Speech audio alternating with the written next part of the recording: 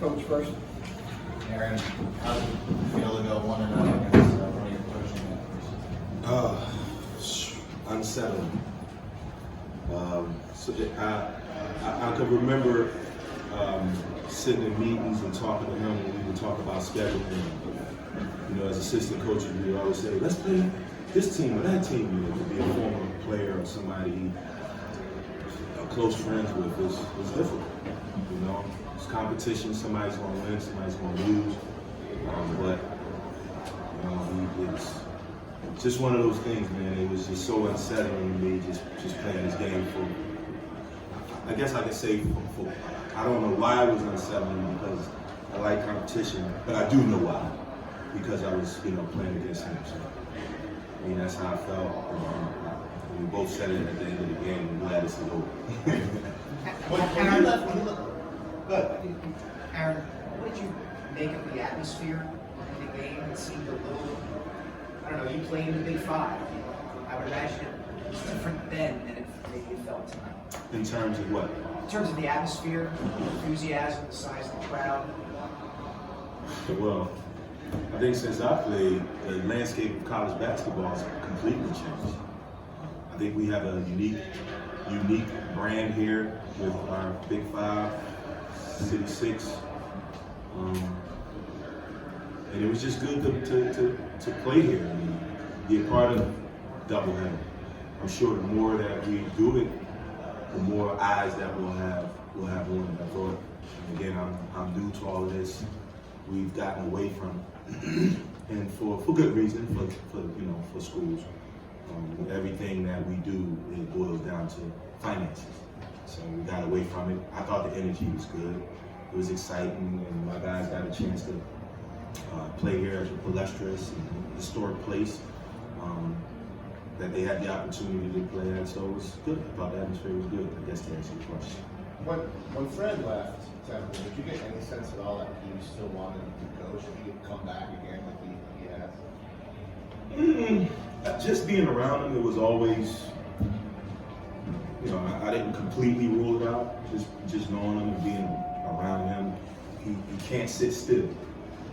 I guess after he spent enough time with his grandchild, I guess it was time for him to come back. So it didn't come as a surprise.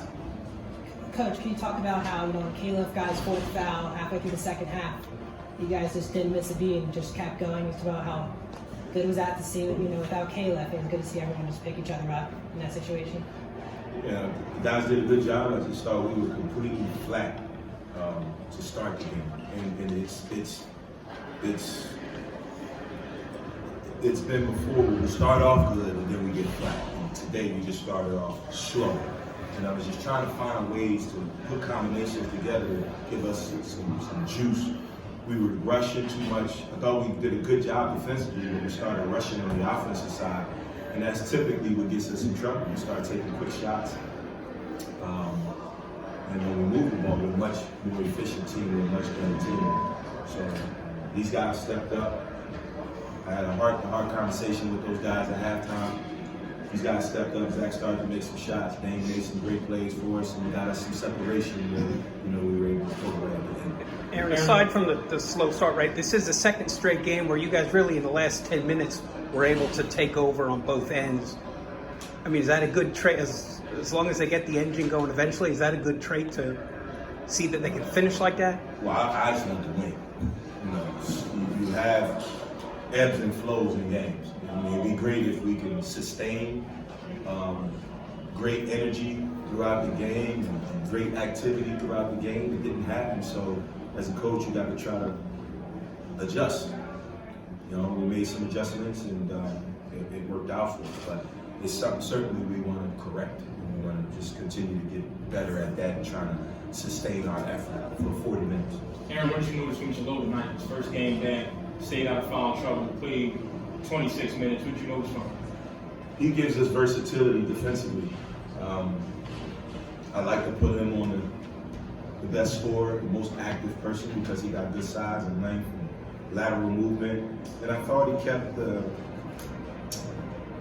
Brantley quiet in the second half with his size. Those type guys can give you some trouble. And I thought he did a good job. So, we need him. We need him out there on the defensive side to take some of that responsibility off of these guys, like Dane, and Zach, and Tate.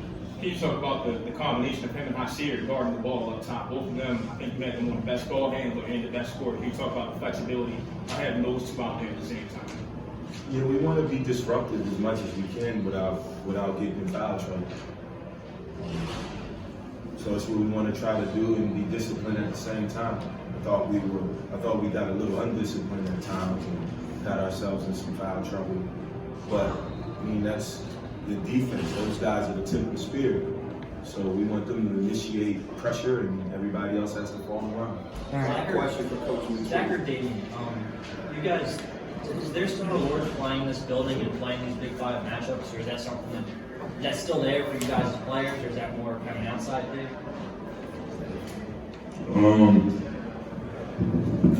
I know for me, I've been around for a minute to witness Big Five play here at Temple. Just going through my previous years of just watching and not being able to play Big Five games, but you know, just hearing Coach McKie, the rest of the coaches just talk about how much it means to them, I think you know, we took that personally and kind of wanted to go out there and win as many Big Five games as we can for them mostly. Then you were recruited by a friend, right? Or was it mostly the staff? Both. Did you have a lot of contact with them? Pretty much. And what was that experience like? What did you do